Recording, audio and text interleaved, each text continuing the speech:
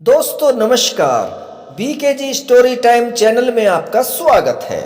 आज की कहानी है राजा के 4 सवाल। एक गरीब आदमी था।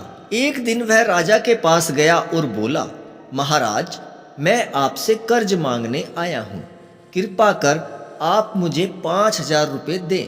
मैं 5 वर्ष के अंदर आपके रुपये वापस कर दूंगा।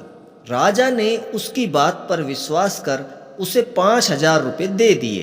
5 वर्ष बीत जाने के बाद भी जब उस व्यक्ति ने राजा के 5,000 रुपये नहीं लौटाए, तब राजा को मजबूरन उसके घर जाना पड़ा, लेकिन वहाँ वह व्यक्ति नहीं मिला।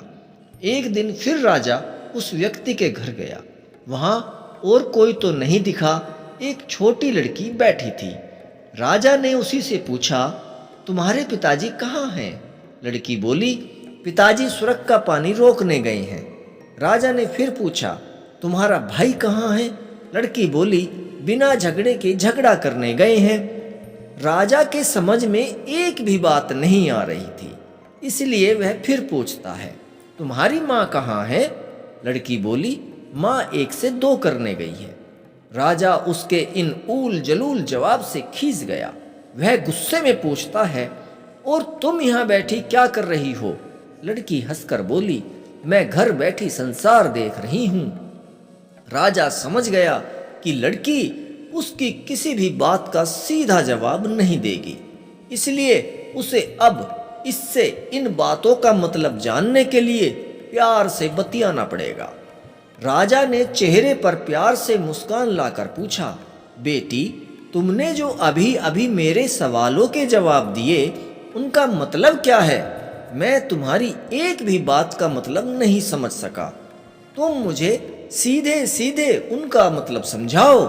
लड़की ने भी मुस्कुरा कर पूछा, अगर मैं सभी बातों का मतलब समझा दूं तो आप मुझे क्या दोगे?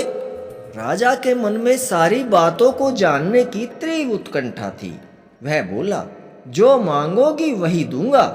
तब लड़की बोली, आप मेरे पिताजी का सारा कर्ज माफ कर देंगे तो मैं आपको सारी बातों का अर्थ बता दूंगी। राजा ने कहा, ठीक है, मैं तुम्हारे पिताजी का सारा कर्ज माफ कर दूंगा।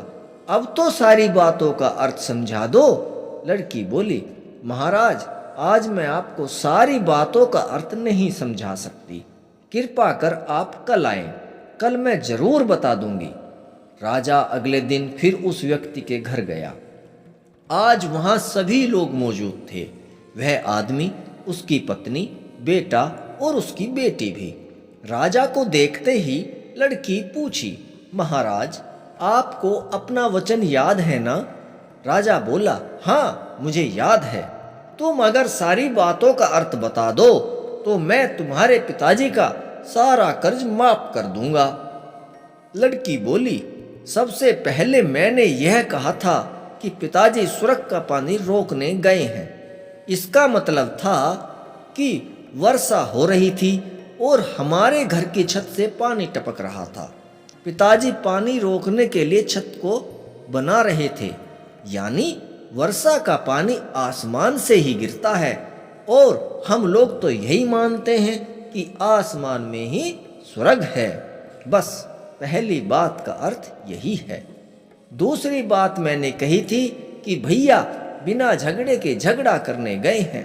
इसका मतलब था कि वे रेंगनी के कांटे को काटने गए थे।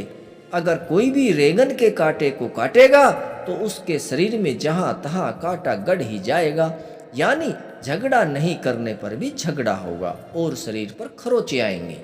राजा उसकी बातों से सहमत हो गया। वह मन ही मन उसकी चतुराई की प्रशंसा करने लगा। उसने उत्सुकता के साथ पूछा, और तीसरी चौथी बात का मतलब बेटी? लड़की बोली, महाराज, तीसरी बात मैंने कही थी कि माँ 1 से 2 करने गई हैं। इसका मतलब था कि माँ अरहर दाल को पीसने, यानी उसे 1 का 2 करने गई हैं। अगर साबुत दाल को पीसा जाए तो 1 दाने का 2 भाग हो जाता है, यानी यही था 1 का 2 करना।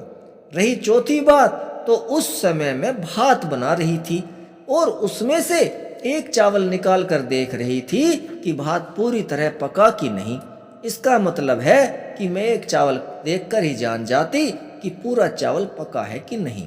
अर्थात चावल के संसार को मैं घर बैठे देख रही थी। यह कहकर लड़की चुप हो गई। राजा सारी बातों का अर्थ जान चुका था। उसे लड़की की बुद्धिमानी भरी बातों ने आश्चर्य में डाल दिया था।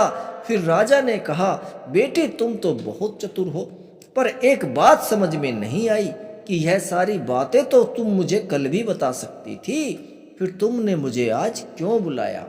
लड़की हंसकर बोली, मैं तो बता ही चुकी हूँ कि कल जब आप आए थे तो मैं भात बना रही थी।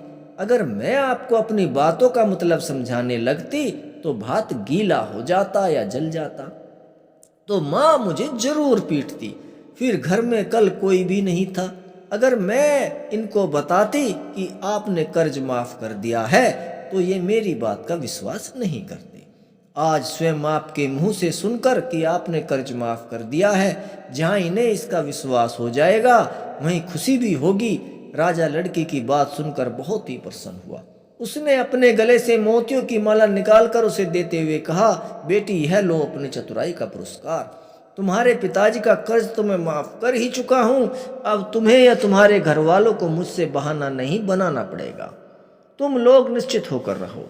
अगर फिर कभी किसी चीज की जरूरत हो तो बेझिझक होकर मुझसे कहना।